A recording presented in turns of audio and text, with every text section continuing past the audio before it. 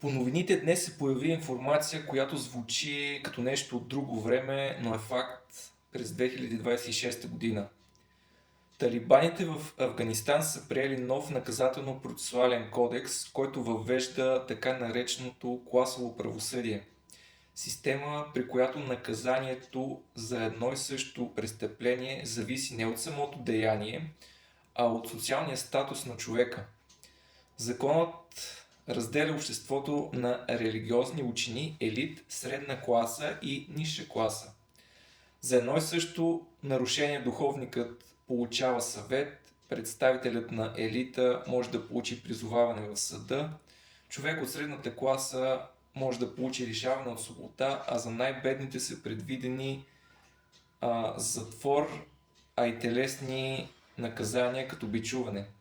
Още по-тревожно е, че в този кодекс се прави разграничение между свободни хора и роби. Нещо, което в международното право е забранено безусловно и без изключения далеч отдавна вече във времето. Аз съм Станислав Йовков, адвокат в Пловдив, помагам на бизнеси и граждани при граждански и трудови спорове, изпълнителни дела и събиране на вземания. Макар и да не е основното ми направление, наказателното право винаги ми е било професионално интересно, именно заради въпросите за справедливостта и равенството пред закона. Затова реших днес да направя този видеокоментар. Защото в България, независимо от всички критики към съдебната система, принципът е ясен. Всички са равни пред закона.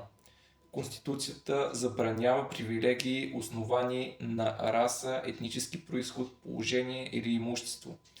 В правовата държава наказанието следва деянието, а не това кой си и от коя класа си. Когато законът започне да дели хората на по-ценни и по-малко ценни, това вече не е правосъдие, а е узаконена несправедливост. И тук идва въпросът, който искам да ви задам. Смятате ли, че в България законът винаги се прилага еднакво към всички или понякога и при нас социалният статус е решаващ повече от самото нарушение?